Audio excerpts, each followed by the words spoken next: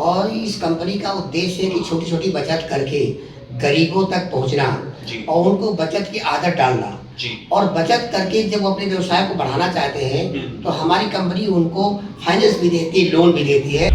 हमारे दर्शक ये जानना चाहेंगे कि ये वास्तव में ऑर्गेनाइजेशन है क्या? आपके शब्दों में ये बताएं कि बचत हो तो क्या ये किसी तरीके की फाइनेंस कंपनी है? ये वित्तीय बैंकिंग कंपनी है। अच्छा, फाइनेंस व्यक्तिगत बैंकिंग कंपनी वित्तीय है। अच्छा अच्छा, वित्तीय बैंकिंग कंपनी है जी। हमारा वर्कर्स कस्टमर के पास जाता है और मोबाइल के द्वारा ही खाता खोल देता है, मोबाइल के द्वारा ही पैसा जमा हो जाता है, पासबुक वगैरह जो जारी करते हैं सब कंप्यूटराइज होती है। टोटल का बैंकिंग के ऑनलाइन ही होता है, कंप्यूटराइज होता है। अच्छा सर, मेंबर बनने सदस्य बनने की क्या प्रक्रिया है? केवल 100 रुपए दे करके सदस्य बन सकता है जी। हाँ, और उसकी रसीद दी जाती है क्योंकि भारत सरकार का नियम है कि निजी कोई भी कंपनी हो अपने सदस्य को ही सारी सुविधाएं दे सकती है, उन्हीं खाता खोल सकती है। ओके, और इस वक्त हम लोग मौजूद हैं निर्मल विश्वास निधि लिमिटेड ऑर्गेनाइजेशन के दफ्तर में, जो कि पटना के रामकृष्णा नगर में स्थित है। इस ऑफिस की शुरुआत कब हुई, इस ऑर्गेनाइजेशन का उद्देश्य क्या है, ये कब से काम कर रही है, इन सारी चीजों के बारे में आज हम बात करेंगे। निर्मल विश्वास निधि लिमिटेड के चीफ एग्जीक्यूटिव डायरेक्टर साहब से मुखातिब होने जा रहे हैं, बात करने जा रहे हैं। आइए इनसे जानते हैं, बात करते हैं और जानने की कोशिश करते हैं कि वास्तव में ये ऑर्गेनाइजेशन क्या काम कर रही है, कैसे काम कर रही है और इसका उद्देश्य वास्तव में क्या है। नमस्कार सर, स्वागत करना। नमस्कार सर, आपका स्वागत है, बहुत बहुत धन्यवाद। तो सर, सबसे पहले मैं आपके नाम से शुरुआत करना चाहूंगा। आपका शुभ नाम क्या है? मेरा नाम सर राधेश्याम दीक्षित है। राधेश्याम, मैं निर्मल विश्वास निधि लिमिटेड के चीफ एग्जीक्यूटिव डायरेक्टर हूँ। सर, निर्मल विश्वास निधि लिमिटेड, ये नाम सुनने पर आमतौर पे एक जो तस्वीर दिमाग में उभर कर आती है वो कि एनजीओ की तस्वीर उभर कर आती है। हमारे दर्शक ये जानना चाहेंगे कि ये वास्तव में ऑर्गेनाइजेशन है क्या? आपके शब्दों में डिटेल में जानना चाहेंगे सर। ये कंपनी है और ये भारत सरकार के कॉर्पोरेट मंत्रालय से पंजीकृत है जी। और इस कंपनी का उद्देश्य है कि छोटी छोटी बचत करके गरीबों तक पहुंचना और उनको बचत की आदत डालना और बचत करके जब वो अपने व्यवसाय को बढ़ाना चाहते हैं तो हमारी कंपनी उनको फाइनेंस भी देती है, लोन भी देती है, यानी और डोर टू डोर सर्विस देती है। तो मेन उद्देश्य संस्था का यही है कि हम गरीबों के बीच पहुँचे, महिलाओं के बीच पहुँचे और उनको बचत की आदत डालें, उनके व्यवसाय को बढ़ाने के लिए लोन दें, ऋण दें। इस प्रकार से कंपनी हमारी 2020 से काम कर रही है जी। सर, मैं ये जानना चाहूंगा कि इस कंपनी के बारे में, जैसे आपने बताया कि बचत हो, तो क्या ये किसी तरीके की फाइनेंस कंपनी है? ये वित्तीय बैंकिंग कंपनी है। अच्छा, फाइनेंस व्यक्तिगत बैंकिंग कंपनी वित्तीय है। अच्छा अच्छा, वित्तीय बैंकिंग कंपनी है जी। ये सारे काम बैंकिंग की तरह करती है जी। गवर्नमेंट के डायरेक्शन में ही काम करती है जी। फाइनेंस कंपनी केवल लोन करती है जी, वो जमा नहीं कर सकती है जी। इसलिए वित्तीय बैंकिंग कंपनी है, डिपॉजिट भी करती है, बचत भी कराती है और फाइनेंस भी करती है। ये इसका उद्देश्य है। तो सर, आम बैंकिंग ऑर्गेनाइजेशन या वित्तीय फाइनेंस ऑर्गेनाइजेशन इसकी बात करो तो उसमें और निर्मल विश्वास निधि लिमिटेड इस ऑर्गेनाइजेशन में क्या अंतर है, ये हम जानना चाहेंगे।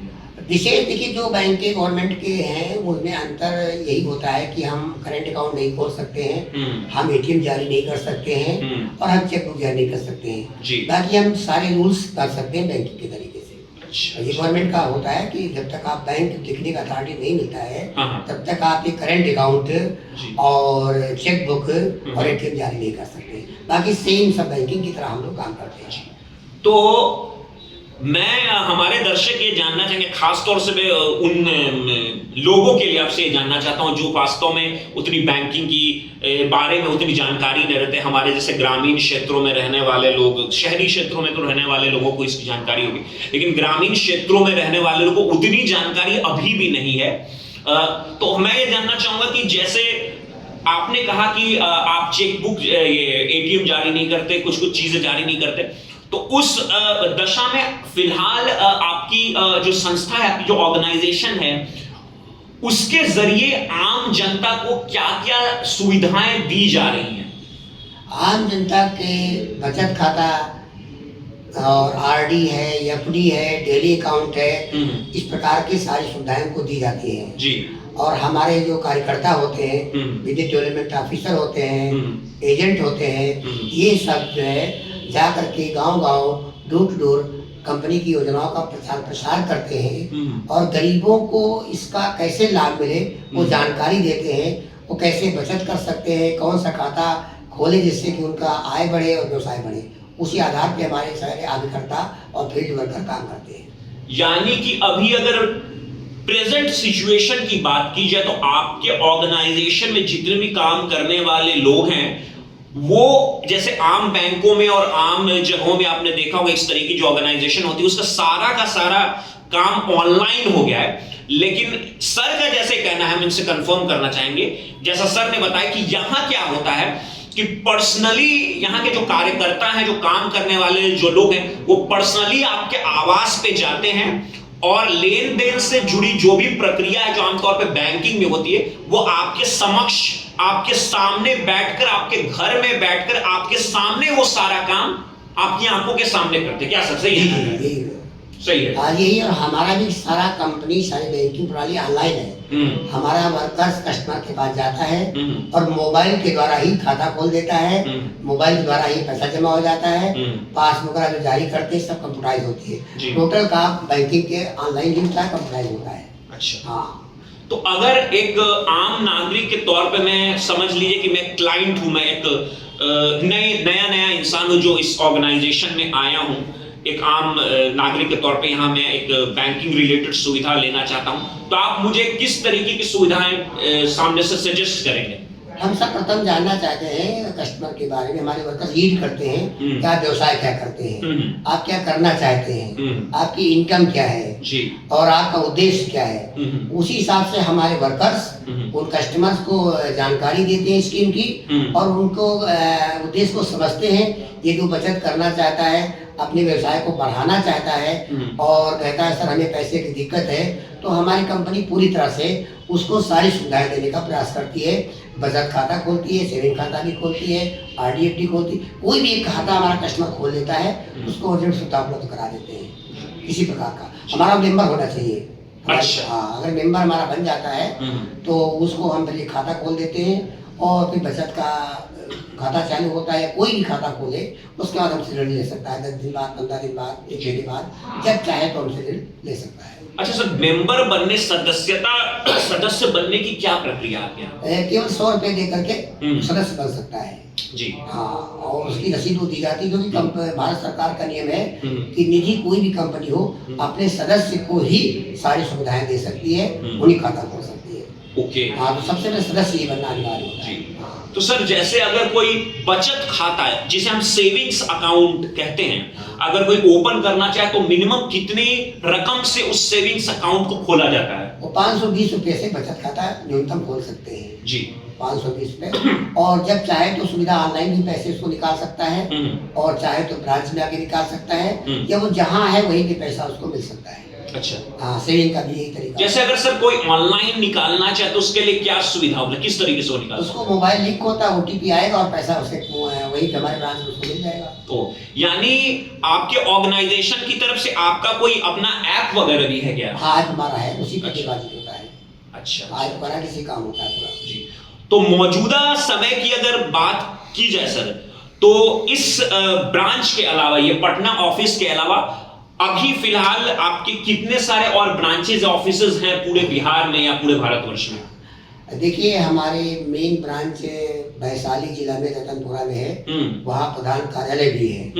उस ब्रांच का लगभग टर्नओवर 6 करोड़ प्रतिवर्ष का है। लगभग 17,000 हमारे वहाँ कस्टमर्स हैं और बाकी 4 ब्रांचें वैशाली में हमारी हैं, जैसे हाजीपुर है, सराय है, प्रताप टांडा है, मुजफ्फरपुर है, और बाकी 3 जिलों में हमारी ब्रांच डेवलप हो रही है, जहानाबाद और गया और नालंदा जी। ये इसी दिसंबर में खुल जाएगी, इसमें काम चल रहा है। बाकी 38 जिलों में हमारे वर्करों का चयन हो चुका है और बिहार के सभी जिलों में फरवरी तक हमें ब्रांच ओपन कर देना है। जी जी। तो सर जैसे ये तो आपने अपने ऑर्गेनाइजेशन के बारे में बताया कि सर्विसेज, जैसा कि हम ये जानते हैं कि आजकल अनएम्प्लॉयमेंट की समस्या तो शुरू से रही है, तो क्या आपकी संस्था के माध्यम से सिर्फ सर्विसेज प्रोवाइड की जा रही है या यहाँ से रोजगार की भी संभावनाएं लोगों के लिए हैं सर? रोजगार की संभावना ही मेन है। कंपनी रोजगार के लिए काम करती है। आप हमसे ऋण लेकर के अपना व्यवसाय कर सकते हैं, वो भी रोजगार हम देते हैं। आप हमसे जुड़ करके हमारे साथ काम करके वेतन पे काम कर सकते हैं, लोगों को अपनी सेवा प्रदान कर सकते हैं। आपको हम ट्रेनिंग देंगे, स्किल देंगे, आपको वेतन देंगे। तो जिस प्रकार से आप टैलेंट करना चाहते हैं, कोई भी वर्कर है, हम सबको काम देने के लिए कंपनी के नियमानुसार हमेशा तैयार रहते हैं। जी जी जी जी। तो यहाँ जहाँ इस वक्त जहाँ हम बैठे हैं, ये पटना का कार्यालय है, और जैसा कि सर ने बताया कि जो व्यवसायिक कार्यालय है, जो कॉर्पोरेट ऑफिस है, वो वैशाली के भगवानपुर में है ना? नहीं, कॉर्पोरेट कार्यालय पटना रामकृष्ण। अच्छा, ये जहाँ हम लोग इस वक्त बैठे हैं। बैठे हुए प्रधान कार्यालय जो है वो वैशाली में रतनपुरा में है। अच्छा, हाँ, वो चूंकि स्टार्टिंग कंपनी की वहीं से हुई थी जी। और ये कॉर्पोरेट कार्यालय है, अभी 3 महीने पूर्व यहाँ पे स्थापित किया गया है, और ब्रांच ऑफिस भी यहीं पर है। अच्छा, तो कॉर्पोरेट और ब्रांच ऑफिस पटना से संचालित है। अब हम धीरे धीरे पूरे भारत में अपना विस्तार कर रहे हैं, सीएसपी डेवलप कर रहे हैं, डीएसए डेवलप कर रहे हैं। इस प्रकार से हम टीम तैयार कर रहे हैं, और लक्ष्य है कि हम 2025 में 1 करोड़ मेंबर अपनी कंपनी से जुड़े और अधिक से अधिक लोगों तक हम रोजगार उपलब्ध कराएं, उनको अपनी कंपनी की सेवा दें। जी। और जैसा कि हम देख रहे हैं कि कुछ यहाँ पे चेकबुक्स और कुछ चीजें पड़ी हैं, हम सर से चाहेंगे कि सर जरा इसके बारे में बताएं, क्या क्या चीजें हैं, किस तरीके से सारी। ये पासबुक हमारी होती है जी। तो ये जब खाता ओपन हो जाता है तो ये पासबुक जो हमारा कस्टमर होता है उसको दी जाती है। जी। जो डिपॉजिट करता है तो हमारा वर्कर जब उसके पास जाता है तो इसी में पैसा एंट्री कर देता है और मोबाइल पे क्लिक करके ओपन कर देता है, पैसा जमा हो जाता है। ये किताब उसी कस्टमर को दे दी जाती है। अच्छा। जिससे उसको पता रहता है कि हमारा पैसा जमा एंट्री हो गया। अच्छा। और ये कहा भी जाता है कि जब पैसा किसी कस्टमर से ले तो वहीं पे उसकी किताब पे एंट्री कर दें और अपना सिग्नेचर कर दें और मोबाइल के द्वारा उसको पैसा डिपॉजिट कर दें। 1 मिनट में कंपनी पता चल जाता है कि आपका पैसा जमा हो गया। अच्छा, तो जो सर आमतौर पे जो पासबुक होते हैं उस पे आमतौर पे जब किसी को अपना अकाउंट्स डिटेल्स चेक करना होता है तो ये एक मशीन में डालकर इसमें सारी प्रिंटिंग्स निकल जाती है। हाँ। इस पे किस तरीके से होता है? हाँ, बस कंप्यूटर से भी होती है मशीन। जब किताब हम जब देंगे तो वो पहला जो पेज होता है वो कंप्यूटराइज कर दिया, फिर महीने में एक बार आकर के हमारी दूसरी पासबुक होती है तो वो कस्टमर जब यहाँ आएगा इस किताब एक साथ चढ़ा के पूरा कंप्यूटराइज मिलता रहेगा जी। 1 महीने में ये किताब कितना पैसा डिपॉजिट हुआ जी। ये डेली तो बैंक को आ नहीं सकता है, डेली वो चढ़ा नहीं सकता है आकर के, तो मंथली में कहा गया कि जितना महीने में किस्तें आपने जमा की है तो हमारे पास आइए और कंप्यूटराइज प्रिंट आप दे दीजिए, उसकी पासबुक हमारे लिए काम करती है। इस प्रकार से काम चलता रहेगा जी। एक आखिरी सवाल सर, हम ये जानना चाहेंगे कि जैसे आमतौर पे जितनी भी फाइनेंस ऑर्गेनाइजेशन या बैंकिंग रिलेटेड हैं, उन सारे लोगों ने ऐसा किया है कि कहीं किसी क्लाइंट को कहीं जाने की जरूरत नहीं पड़ती, वो सारा का सारा काम अपना ऑनलाइन कर लेता है। तो इस कंडीशन में सर आपके ऑर्गेनाइजेशन में ऐसा क्यों है कि आपके जो कार्यकर्ता होते हैं वो सारा का सारा काम उन लोगों के घर पे जाके करते हैं, जबकि आजकल फोन का जमाना है, हर कोई फोन से काम कर ले रहा है, तो आपके कार्यकर्ता डायरेक्ट घर पर जाके इस चीज को क्यों करते हैं? इसमें आपको ऐसा नहीं लगता कि ज्यादा मेहनत होती है? नहीं, यही उद्देश्य देखिए, 80% लोग ऐसे हैं जिनको बैंकिंग नहीं आती गरीबों के बीच जी, और उनका टाइम न वेस्ट हो, उनको दिक्कत न हो, इसलिए हमारे वर्कर्स उनके ड्यूटी जाते हैं और बचत के लिए उनको प्रेरित करते हैं और वो हम सुविधा उनको प्राप्त करते हैं। सरकार की जितनी बैंकें होती हैं देखो डू टू डू कहाँ जाती हैं, इसलिए 80% लोग जो है बचत से दूर रहते हैं। तो अगर बचत कराना है तो फिर उनके बीच जाना पड़ेगा, उनकी समस्याओं को, उनके व्यवसाय को समझना पड़ेगा। तो ये चीज़ों को समझने के लिए हमारे वर्करों को वहाँ जाना पड़ता है। बाकी सारे काम तो ऑनलाइन ही होते हैं, और अगर कोई बंदा पढ़ा लिखा है, अपना खाता खोलता है तो अपने मोबाइल से घर बैठे सब कर सकता है। अच्छा सर, एटीएम देने के ना देने के पीछे का कारण क्या है? वो जब हम कारण कुछ नहीं है, हम चाहें तो अपना व्यक्तिगत एटीएम जारी कर सकते हैं, बट वो बहुत खर्चा होता है और अब सब मोबाइल सिस्टम हो गया है, तो आदमी एटीएम का यूज बहुत कम करता है। तो 1 करोड़ की मशीन लगा करके कंपनी अपना नुकसान उठाना नहीं चाहती है, इसलिए कोई दिक्कत नहीं होती है। वरना हम किसी भी बैंक से टाई अप करके एटीएम लगा दे सकते हैं जी। हाँ, लेकिन उसमें यही कि सब मोबाइल का यूज होता है, तो इसलिए एटीएम पर ज्यादा हम लोग ध्यान नहीं देते हैं। अच्छा सर, अगर आपके यहाँ अगर कोई एज ए एम्प्लॉयर के तौर पे ज्वाइन करना चाहे, मैं उन सारे लोगों से बात के बारे में कहना चाह रहा हूँ, जो आज किसी अच्छी तरीके की ऑर्गेनाइजेशन की तलाश में है, एक अच्छा वर्क स्टार्ट करना चाहें, तो उसके लिए क्या कोई खास योग्यता की आवश्यकता है? हाँ, योग्यता देखिए, हम चाहते हैं एजुकेटेड लोग जुड़े, और चाहे अभिकर्ता हो या भी कोई भी हो, लेकिन कम से कम इंटर पास होना चाहिए, क्योंकि हम भविष्य में इसको बैंकिंग के लिए हम लोग काम कर रहे हैं, तो कभी भी जो भारत सरकार के मानक होते हैं उन्हें हमें पूरा करना होगा। इसलिए हम सबसे पहले देखते हैं कि एजुकेटेड है या नहीं है, उन्हीं कार्यकर्ताओं को हम वरीयता देते हैं, उनको ट्रेन करते हैं, क्योंकि बैंकिंग प्रणाली में वही लोग काम कर पाएंगे जिनके अंदर टैलेंट होगा और जो एजुकेटेड होंगे।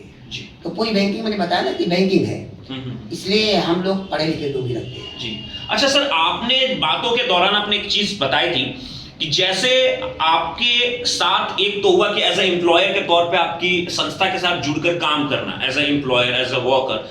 दूसरी चीज आपने इसमें एक बात कही थी कि अगर कोई चाहे तो इस संस्था के साथ जुड़कर एक अलग से अपना खुद का ब्रांच ऐसा कुछ स्टार्ट कर सकते हैं, इसके बारे में थोड़ा डिटेल बताइए। हाँ देखिए, मान लीजिए आप पास एक्सपीरियंस है, अनुभव है, आपने किसी फाइनेंस कंपनी में काम कर रखा है, किसी बैंकिंग को जानते हैं, और आप में कोई इंटरेस्ट है, तो हम उसके टैलेंट को देखते हुए उसको ब्रांच देने के लिए बाध्य होते हैं। अच्छा। भाई हमारे साथ जुड़िए और आप काम करिए और हम आपका सपोर्ट करेंगे। अच्छा सर, किसी ब्रांच की फ्रेंचाइजी, जैसे आपकी अगर फ्रेंचाइजी लेकर कोई स्टार्ट करना चाहे, उसके पास कम से कम कितना अनुभव होना चाहिए और किस चीज का अनुभव होना चाहिए? कम से कम 5 साल का फाइनेंस कंपनी में या बैंकिंग क्षेत्र में काम करने का अनुभव होना चाहिए, तो वो ब्रांच उसको नहीं देते हैं। अगर वो इंडिपेंडेंट काम करना चाहता है तो हमारा चैनल पार्टनर बन सकता है और पूरे काम कर सकता है एग्रीमेंट के आधार पे।